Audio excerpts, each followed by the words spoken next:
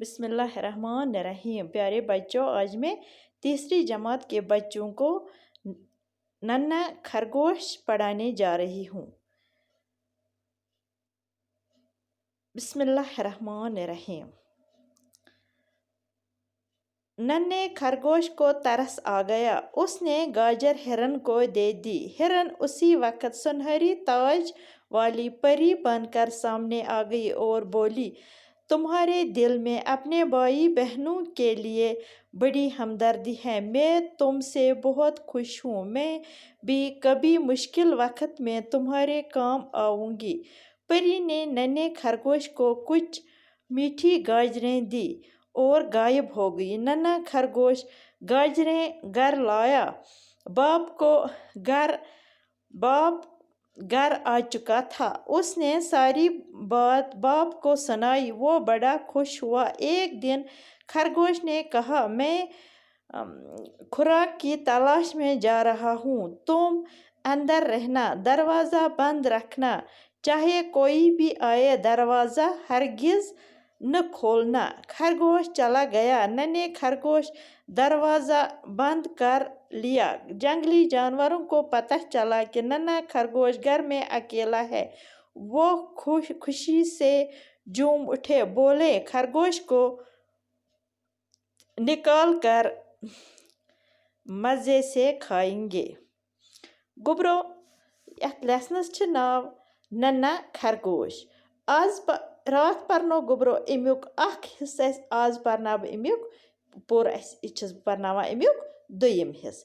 गुबरो पतिम छु तय दिमो ब थोड़ा कर ब रिवाइज रातुक कि युस यह खरगोश यह खरगोश अमिस सत खरगोश बच्चे।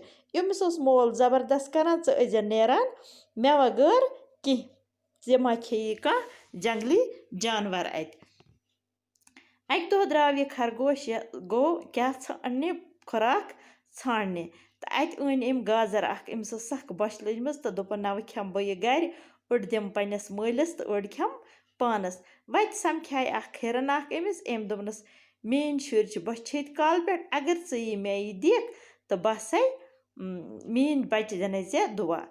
अमिस खरगोश बच्चस आव तरस। नन्हे खरगोश को तरस आ गया। अमिस आव तरस। अम तुज गाजर तो दिसन अमिस हिरन। हिरन आय अमे साथ परिन बनित अमिस नजदीक तो वोनस अमिस ब्रोखन गई परिन जन खड़ा तो वोनस दोपनस, चनिस दिलस मज चुक रहमी दिल। चनिस दिलस मज बाकियन हज फिक्र। ऐ बेनन बायन हज फिक्र तो ऐ पन्न बाकियन बेनन बायन हज हमदर्दी तो बह गयस वारियाह खुश यह वुचित।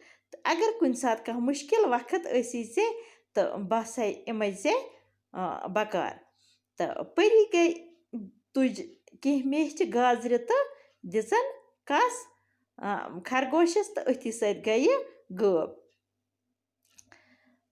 युस यह लकुट यह खरगोश बच्चे ओस अम तुज यम गाजर तो आव पनुन घर। अम सुंद मोल उस इतिस कालस घर आमुत। अम वन अमिस यह सारी दलील तो अम सुंद मोल गो यह दलील बोजित वारिया खुश।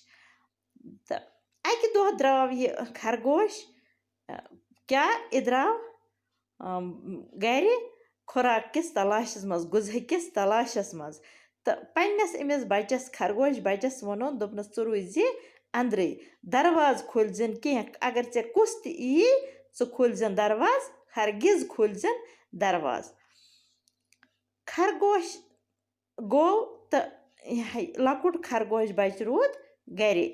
अम थो दरवाज बंद तो ब्यूठ अंदर।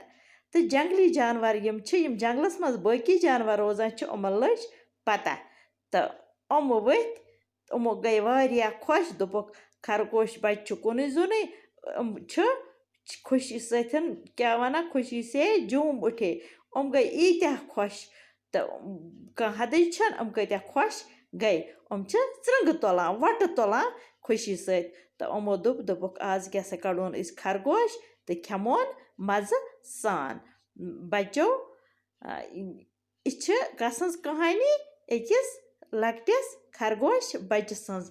اچھا بچو خدا حافظ.